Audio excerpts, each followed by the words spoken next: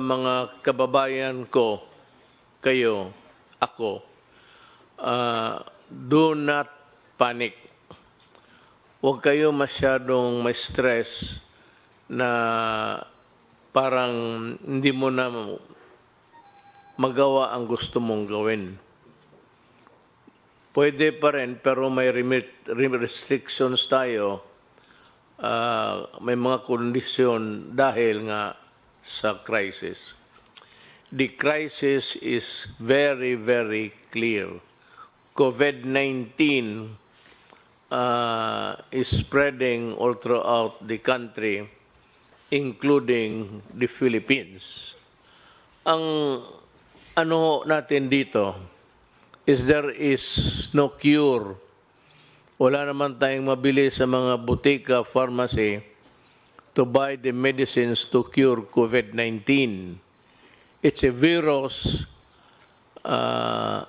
Ang panglaban lang natin dyan yung katawan natin na medyo in good health, na walang sakit. Yung medyo mahina, make yourself healthier by whatever means, maybe food, vitamins, but most of all, try to obey what government is suggesting or ordering you to do. Huwag kayong matakot, huwag kayong manervyos, pero wala pang sabi ko mga antidote nito. It would only come in a form of a vaccine. Kagaya ng kagating kayo ng aso, tapos there is the tawag nilang rabies or rabies, if you may, pang-away. Sarili rin niyang it's a form of their germs, mutate lang to fight,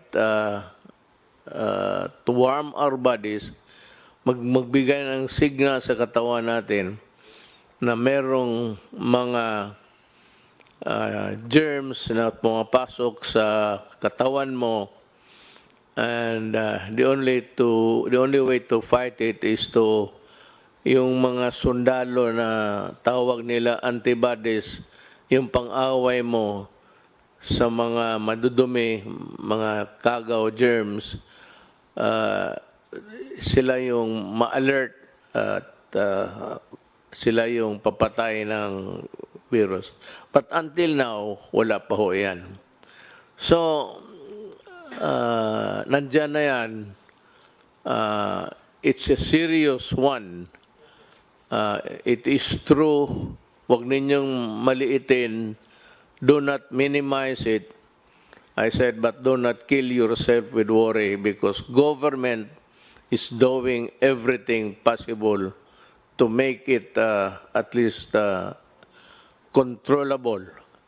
But kung kayo po ay mag-cooperate, pag hindi kayo na-cooperate, the problem would start, and it would start with you and end with you pagka ganon. So, yung mga sinasabi na social distancing, sundin lang po ninyo, at yung mga binibigay na well ahead ng Department of Health, sundin ho ninyo kung anong sinasabi ng mga doktor, kasi sila po ang marunong niyan. Ang military, ako, lahat, na hindi doktor, walang alam, wala kaming maitulong sa inyo. It's only the medical people and medical experts who can help us. So listen to them. Dito sa atin, it's Secretary Doke, and Secretary Doke would articulate kung anong nalaman niya, anong bago na pumasok na informasyon, and he would tell us what to do. So it's very important to give credence to what he says. Ang importante niyan, sumunod kayo At meron ho kaming itong task force, interagency to, kasali na ang military pati police, kasi kailangan namin ang tulong nila kung sakali man lalala talaga to. Maybe this would create a public disturbance, disorder, but tingin ko hanggang dyan lang naman. Kasi, I know that you want to follow because you want to help everybody, including yourself and your family. Meron ho kaming resolution ngayon, but maybe I will convert this into an executive order para masunod talaga lahat.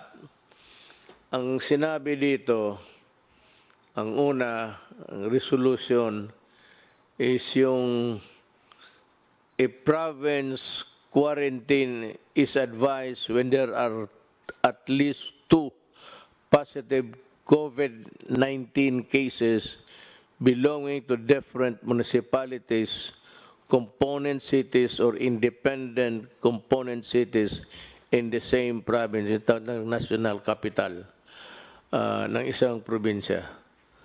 Yun ang definition kung ano yan. Ito namang LGUs which have imposed community quarantine in the respective jurisdiction upon the declaration of the state of calamity shall be allowed to access their quick relief response. Ang ibig sabihin ho, yung ano ninyo sa probinsya ninyo which you have prepared can now be utilized to the fullest with the help of the national government. Itong isa, work in the executive department. Yung departamento ko, yung akin, kasi 3 yan. Department, ang executive department, ako. Then, Congress is another department. Independent ho yan.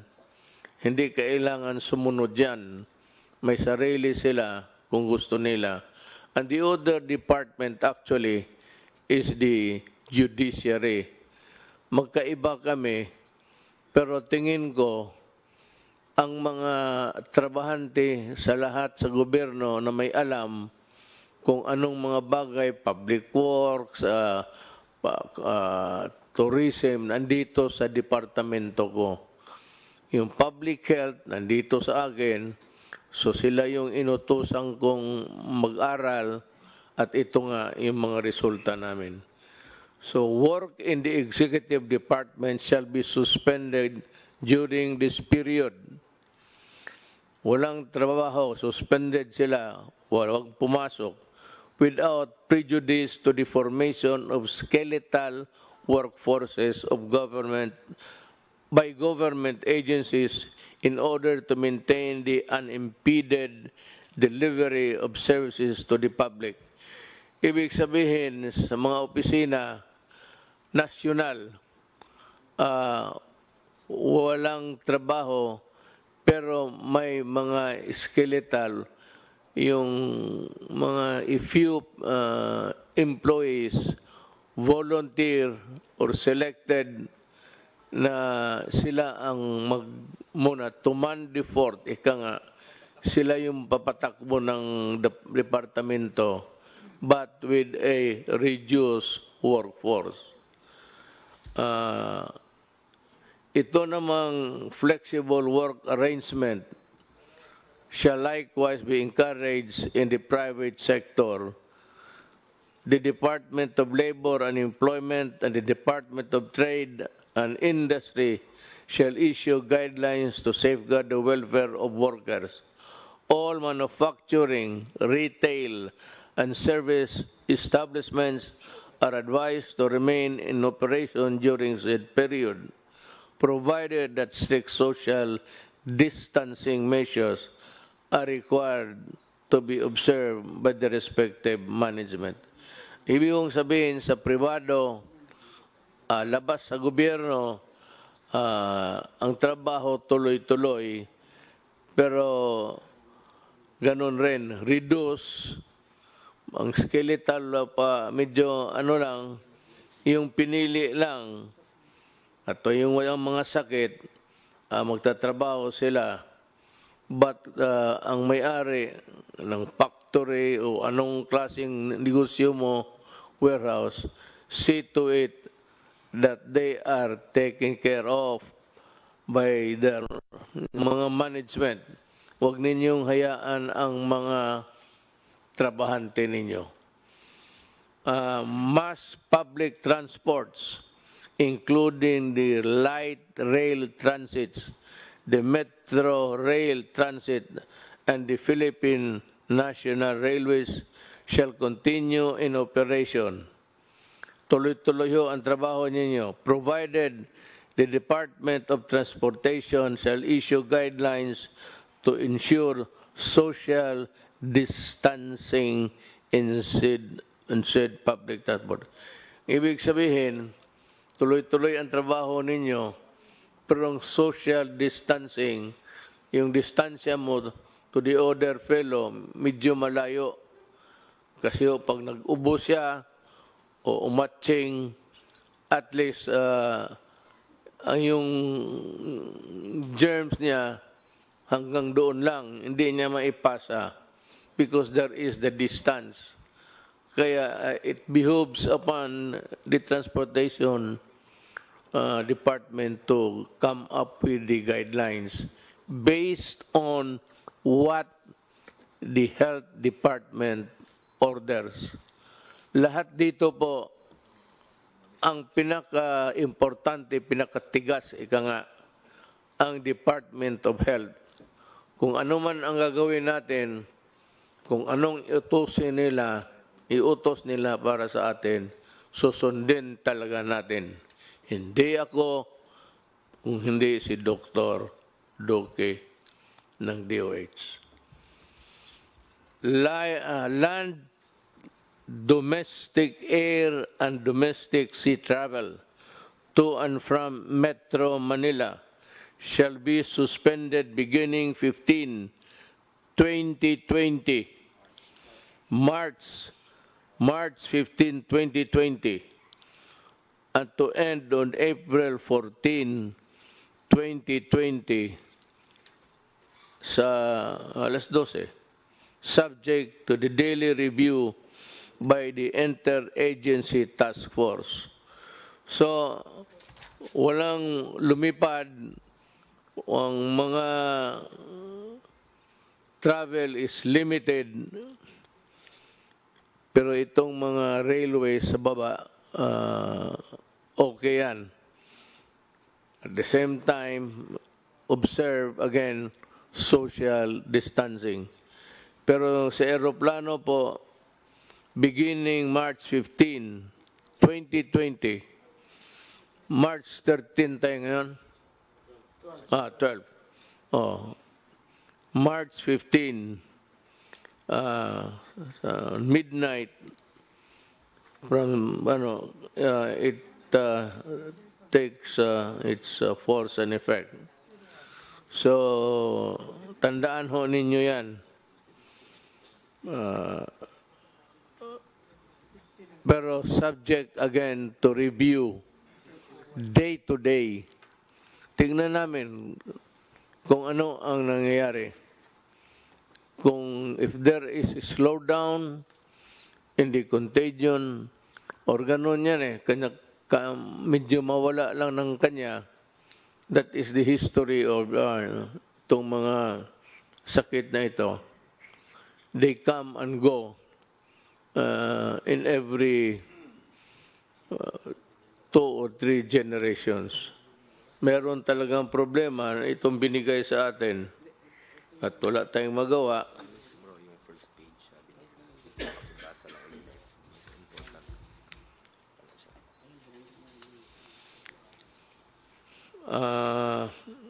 Ito yung talagang trabaho nila. The Code Alert System of COVID-19 Public Health Event is hereby raised to Code Red Sublevel 2. The Department of Health has to explain to the public itong wherewithals ng Code Red Sublevel 2, I think, which is the highest sa prescribed ng WHO. Medyo nandito na tayo sa maximum. And it is really for the protection of humanity. The recommendations of the Department of Health Technical Advisory Group in imposing stringent social distancing measure in the National Capital Region are adopted for a period of 30 days from the issuance of this resolution, with salient points, yung mga importante, of which are as follows. Yung mga importante na nakalagay doon sa distancing measures. The suspension of classes in all levels in Metro Manila is hereby extended until April 12, 2020. It's almost about a month. So walang klase, pwede kayong magbakasyon dyan lang sa bahay. Avoid, I'm sure may mga bagay-bagay dyan sa bahay na hindi pa ninyo nakita. If I were a student, estudyante man rin ako noon, I would avoid yung mga bar, ano dyan, mga nightclub, maraming tao, where people congregate, tapos nandyan malapit kayo. Mag-ubo yung isa, mapasa niya. Pag nakuha mo, nag-ubo ka, pasa mo rin doon sa kabila.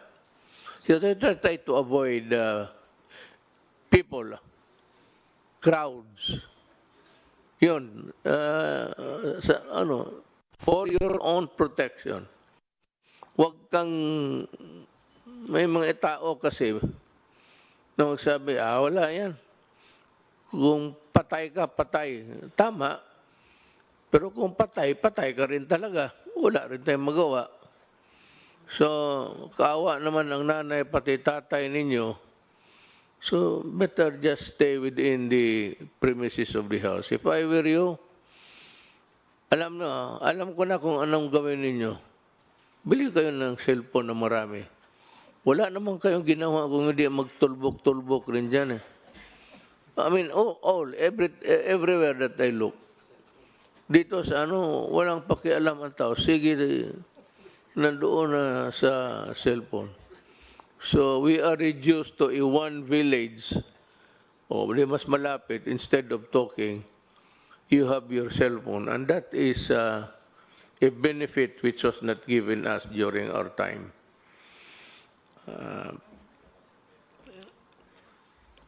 Number one, the suspension of classes in all levels in Metro Manila is hereby extended until 2012-2020, provided that all students shall continue to fulfill their educational requirements during said period. Anong ibig sabihin? Kung wala kang magawa, sabi ng gobyerno, mag-aral ka.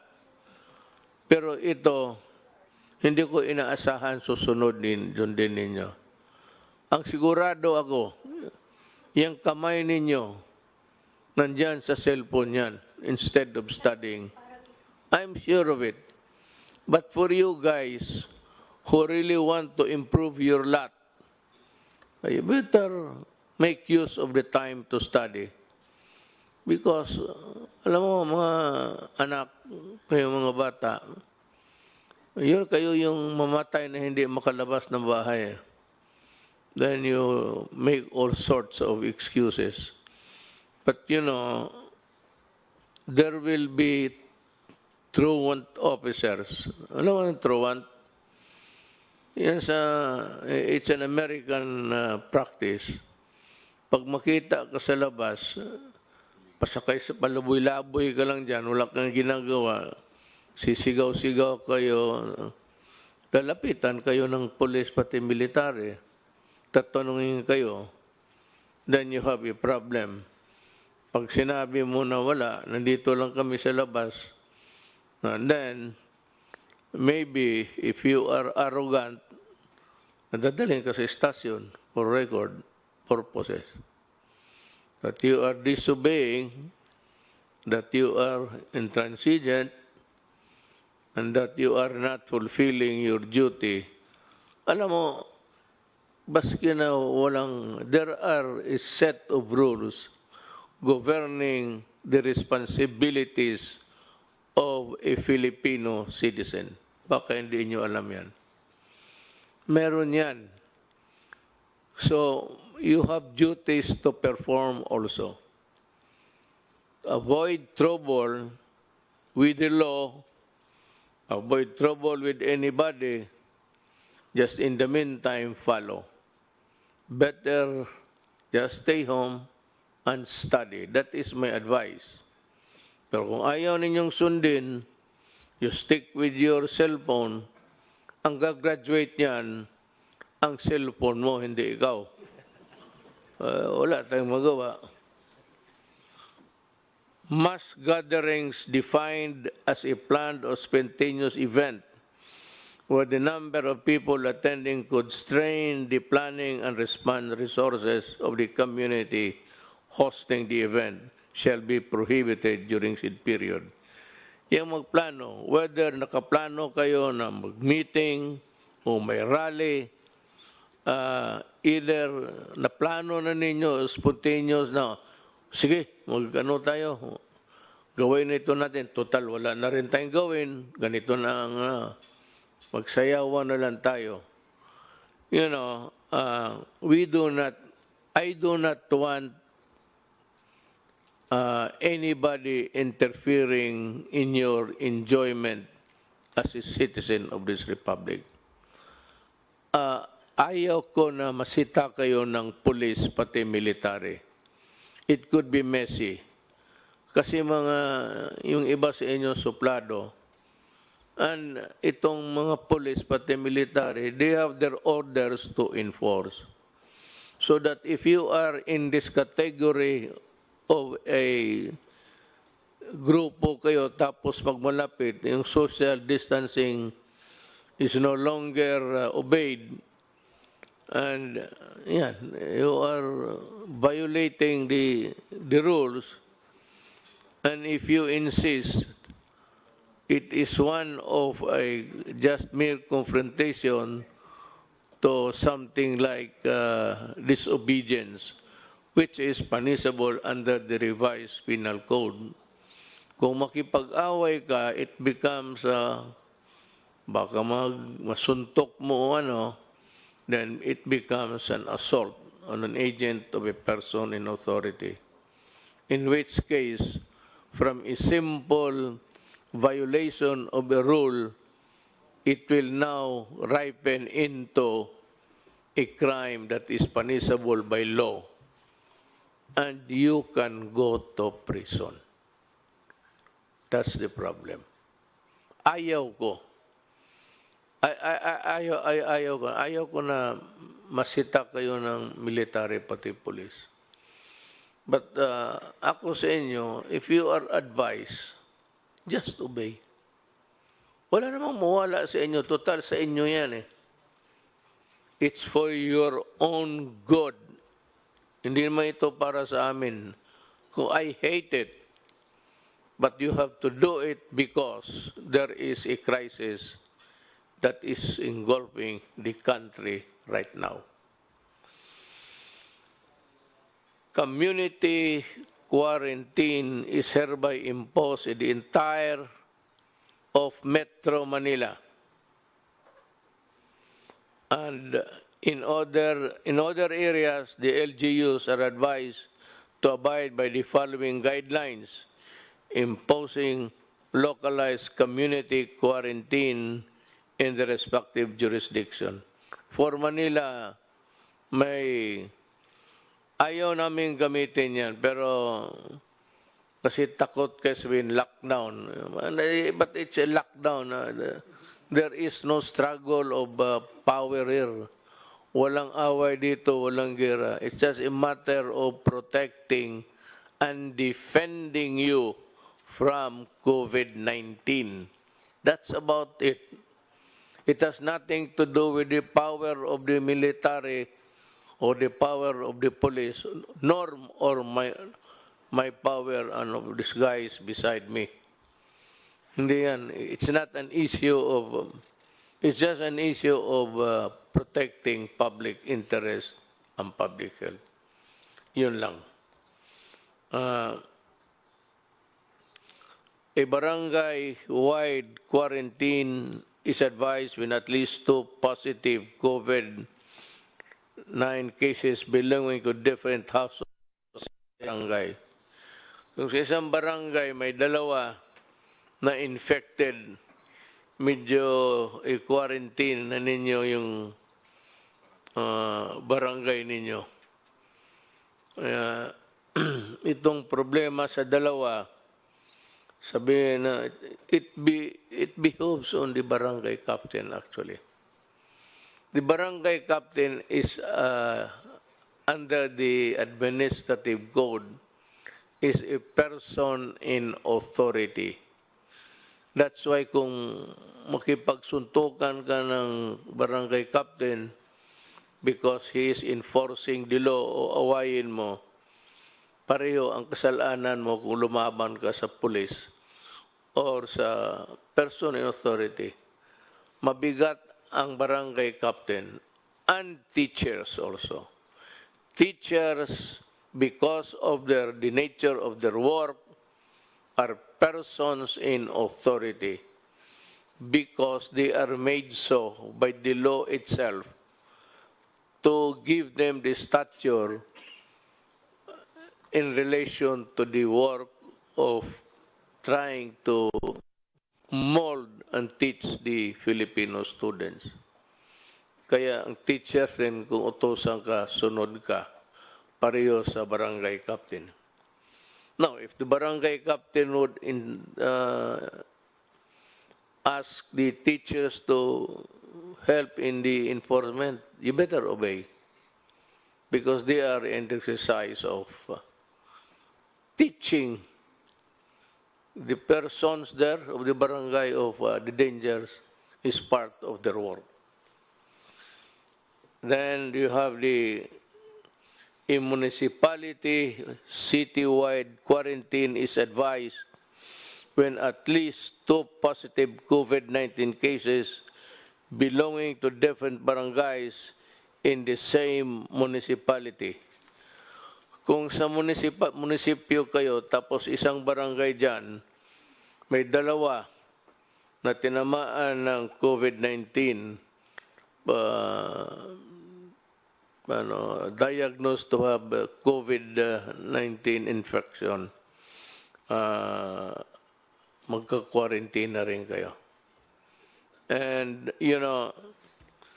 before I forget, I do not have enough soldiers and policemen to cover all over every inch of the country. Kulang ako. Meron ako na magamit ko ang barangay captain.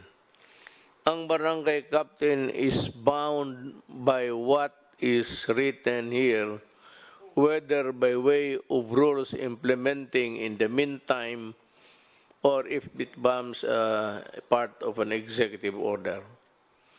You better implement this because if not, then you will also go to prison for dereliction of duty or simply not enforcing a rule imposed by government. Actually, ang dito yung mga barangay captains. It falls upon your shoulders to exactly do what this regulation wants to happen. Huwag kayong magkamali dito kasi pag hinabol kayo ng Department of Interior and Local Government, you can be dismissed or you can be suspended and you'll have trouble And besides, I think the electorate will remember you for being a laggard.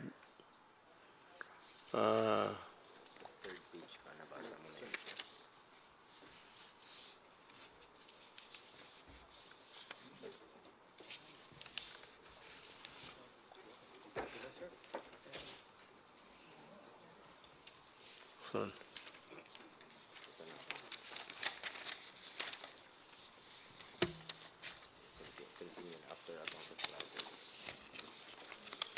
kita mo si Senator Go, siya lang ang working hard talaga.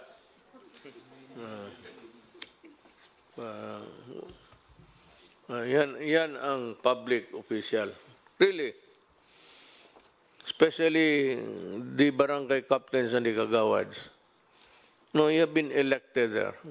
You sought the position. Hindi naman tayo. Pinili natin to eh. Nobody ordered us for us to be to where we find ourselves now. At tapos tatamad-tamaran ka. That's not the way how to do it. One is you go to, if there's a case, a good case against you, you lose the position and you are dismissed. And maybe in the worst case scenario, you'll go to jail. Better be always be reminded of that duty. Pinili mo yan, huwag kang magtamad-tamaran kasi matatamaan ka. Ginusto mo yung posisyon, magtrabaho ka.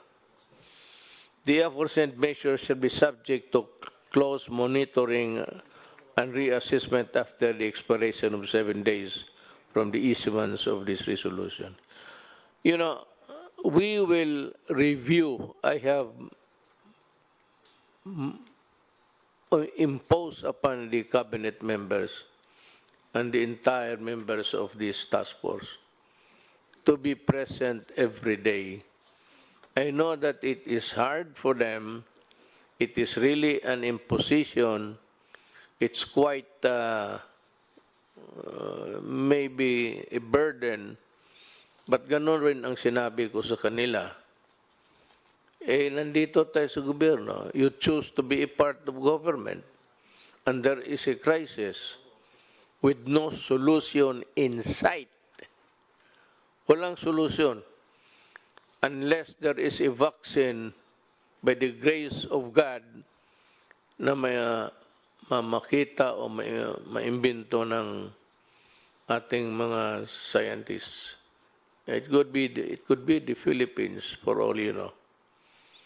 But I'm just telling you what you're supposed to do. Ang isa is the LGU outside of the National Capital Region, yung labas ng Metro Manila, are advised to exercise sound discretion in suspending classes in the respective localities without prejudice to a determination by the national government to suspend classes if the situation so warrants. So, ang LGUs, may kunting leeway, and just a little elbow room para makagalaw kayo to respond to the crisis in the community. But it does not allow you to suspend classes on trivial and for, stupid reasons. It is only done because you have to protect them from the COVID-19. Yan lang talaga. Do not do it just to please everybody. Or sa bagay, I have full faith and confidence in our supervisors, teachers. I'm just saying that please do not do it the way others would want it to happen. Mas maganda yung walang klase, walang ganon. wag mong gawin yan because in the following statements, the Philippine National Police and the Armed Forces of the Philippines, in coordination of the Interagency Task Force, shall be called upon to ensure effective and orderly implementation of the above measures. Hindi ito martial law. It is not a martial law. It's not even something extraordinary. But what is sought to be solved here is again, walang iba except to fight the virus and to exact compliance. Mas mabuti talaga yung maniwala kayo. Now, ang sunod, a meeting shall be conducted daily by and between the secretaries of the number of agencies of the IATF, that is the Interagency Task Force, sa COVID, including the Cabinet Secretary, Secretaries of National Defense, Environment, and Natural Resources, Trade and Industry, Social Welfare and Development, Education, Agriculture, the Chiefs of Staff of the Armed Forces of the Philippine Navy, Philippine Air Force, and Coast Guard, because in a total breakdown, I would need their help to carry on with the governance. Kailangan ko sila. Not to fight with you, guys. Huwag kayong matakot sa sundalo ninyo. Sundalo ninyo yan. Ang armed forces is there to serve you. Sila yung sundalo ninyo. So huwag kayong matakot kung nandyan sila sa utos ng mga civilian authorities. Yung mag-utos sa amin, Department of Health Secretary lang naman eh. So, but when he says to the military and the police, you have to implement this. Obey them because they have the imprimatur of the civilian authorities. Huwag kayong do not try to play with martial law, military. Pero ang sa totoo, in total breakdown, public disturbance, alang-alang kami ang iharap mo. Wala naman kaming, it's always the military who keep things in the country in order. Sila yan. Titingnan nila na everything is order every day of their working days. Tingnan nila na ang Pilipinas safe at gumagana ang lahat ng mga tao, pati mga opisina. The balik manggagawa overseas Filipino workers shall be allowed to travel to mainland China except to Hubei province upon execution of a declaration signifying their knowledge and understanding of the risk involved, provided that the health advisory pamphlet shall be handed out to the OFW upon departure. Hindi nga eh. Not only pamphlet, baka hindi mo basahin. You will be gathered in one corner or in one room, one corner, at sabihin sa inyo ang mga, I don't know if it's a Tagalog or Bisaya, mga risgo, the risks that you will be taking when you go back to China. But China, President Xi Jinping, for all of his goodness to us, wrote me a letter and said that he is willing to help. All we have to do is to ask. Ako, ang tingin ko, maybe there will be a time if things deteriorate that I have to call on China to help. He has said that they have managed the crisis very well in this country and he is very much willing to help kung kailangan. So, to the Chinese government, to the people, especially to President Xi Jinping, thank you for the consoling words, and maybe, I hope it would not reach to that point, but maybe we will need your help. Salamat po.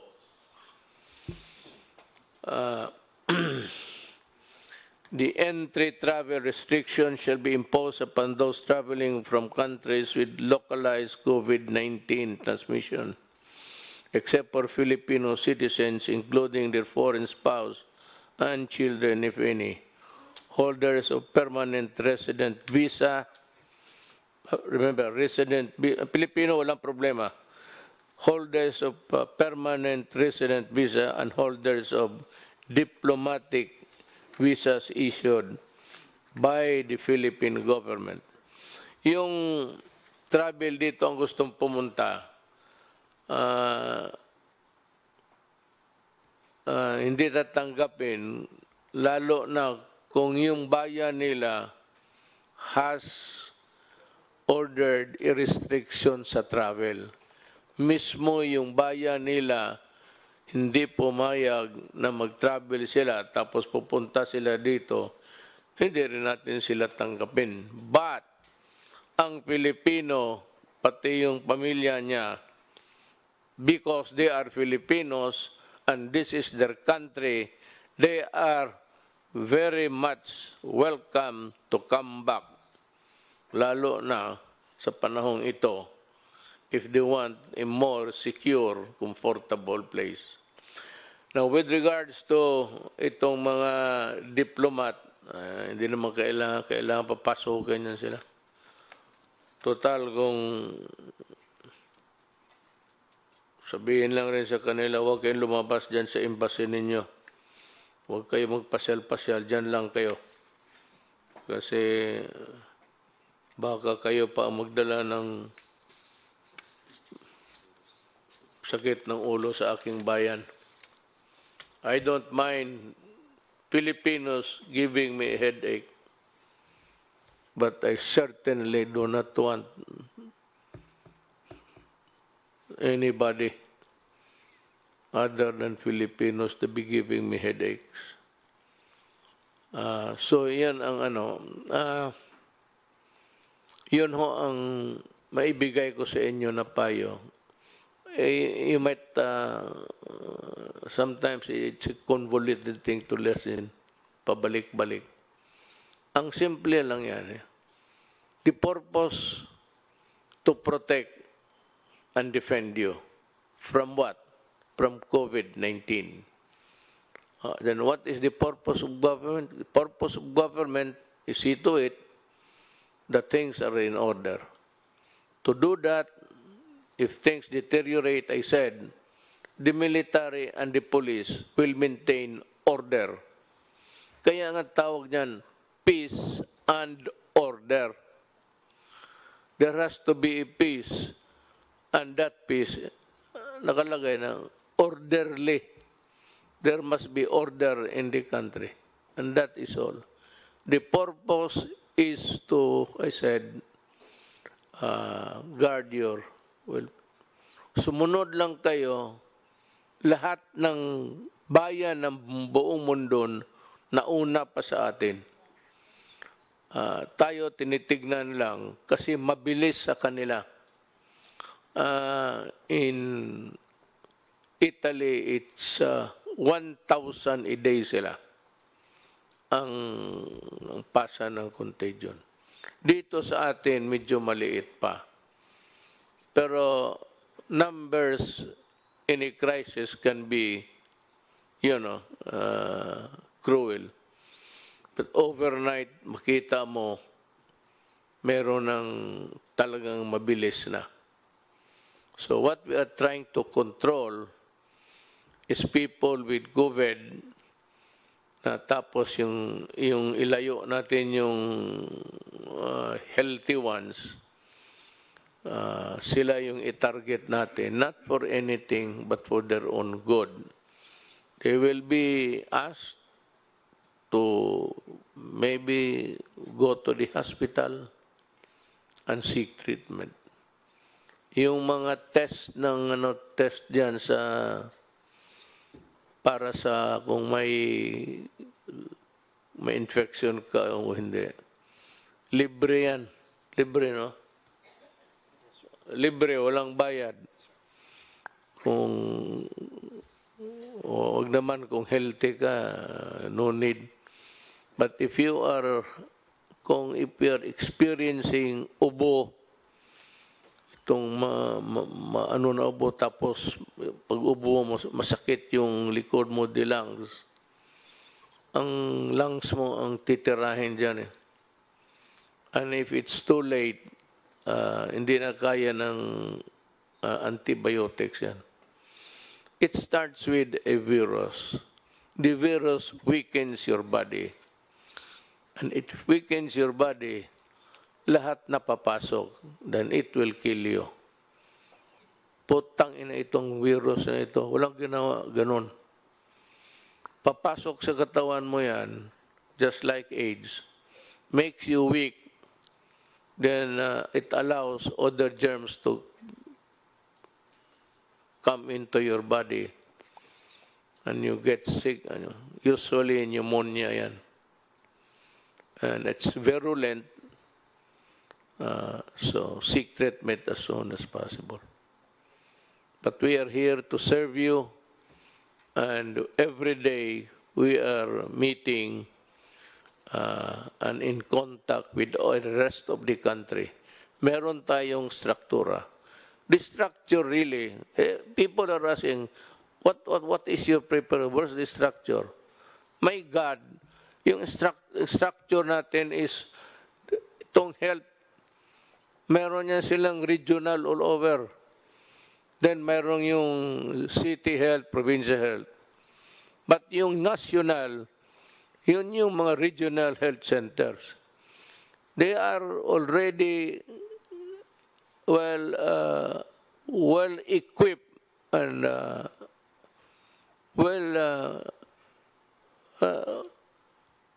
nag-aral na yan kung ano ang gawin nila. There is the structure. So, sumunod lang tayo at hiningi ko sa inyo kunting pasensya lang. It's for your own good. Para sa akin, kung ayaw mo na, baka ako ang mamatay, hindi ka maawa sa akin dahil sa kalokohan mo, ayaw mong sumunod. So, let's help each other at this time of our life because everything is placed in jeopardy. Delikado talaga. Totoo ito, crisis talaga ito. Kasi walang gamot. Okay? Salamat po. Thank you for listening.